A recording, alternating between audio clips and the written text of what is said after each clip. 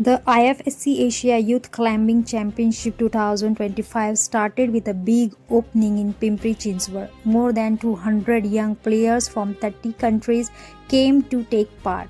The event at Pimpri Saudagar's new climbing center had colorful dances and music.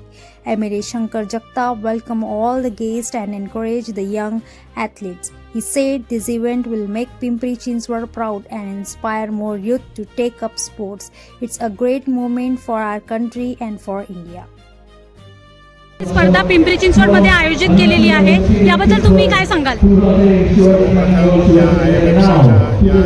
Asian गेम्सच्या निमित्तानं उपस्थित सर्व परदेशी खेळाडूंचं भारतीयांच्या वतीनं मी मनापासून स्वागत करतो.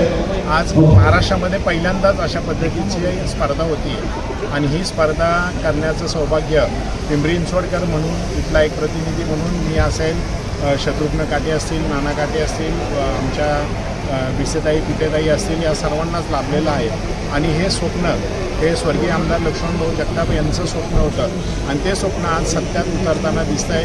13 देशातनं जवळपास 170पेक्षा जास्त स्पर्धक या स्पर्धेमध्ये सहभागी झालेले आहेत आणि पिंपरी चिंचवड महानगरपालिका असेल, IMFCचे महाराष्ट्राचे अध्यक्ष सुरेंद्रजी शेळके असतील, आमचे कर्नल सिंग असतील, यांचं मी मनापासून कौतुक करतो.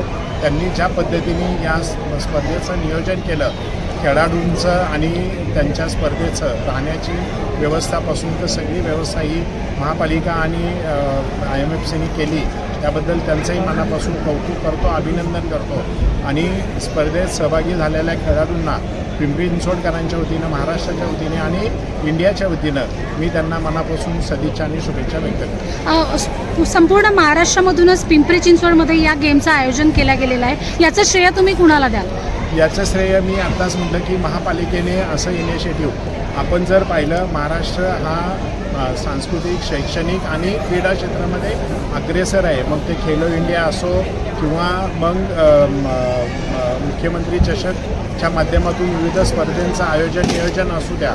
माननीय पंतप्रधानांनी जो संदेश दिलेला आहे की खेलो इंडिया, खेलेगा इंडिया तो बढेगा इंडिया, या उक्तीप्रमाणे महाराष्ट्रसुद्धाही पाठीमागे नाही आहे आणि यामध्ये पिंपरी चिंचवडचाही सहभाग जास्ती प्रमाणात आहे. स्वर्गीय आमदार लक्ष्मणभाऊ जगतापांची जी संकल्पना होती ही क्लाइम्बिंग वॉलची, तर ती आज सत्यात उतरली आणि याच्या मागचं सगळं श्रेय हे सर्व पिंपरी चिंचवड महानगरपालिका असेल, महाराष्ट्र शासन असेल आणि केंद्रातील आमचं भारतीय जनता पार्टी म्हणजे मोदीजींचं सरकार असेल, यांचं सगळ्यांचं.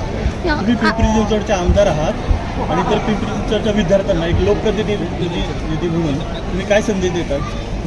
आज जर आपण पाहिलं की आज कॉम्पिटेटिव्ह युग आहे, मीडिया युग आहे. आज प्रत्येक विद्यार्थी मुलगा हा मोबाईलवर किंवा स्क्रीनवर जे काही फुटबॉलची मॅच असेल, क्रिकेट मॅच असेल, त्या गेम त्याच्यावर न खेळता असं ग्राउंडवर येऊन प्रत्येकाने खेळ खेळला पाहिजे. आणि खेलेगा इंडिया तो बढेगा इंडिया खेळण्यामुळं तंदुरुस्त राहतो, मानसिक शारीरिक तंदुरुस्ता वाढती. तर सर्व विद्यार्थ्यांना एक आव्हान असेल की आपण मैदानी खेळ खेळावे, देशी खेळ खेळावे आणि खेळ आत्ता जर आपण सुदृढ राहिलो शरीराने आणि मनाने, तर निश्चितच मोदीजींचं जे 2047चं आत्मनिर्भर भारत आहे ते स्वप्न सत्यात उतरण्यास आपल्याला कसलीही शंका वाटणार नाही.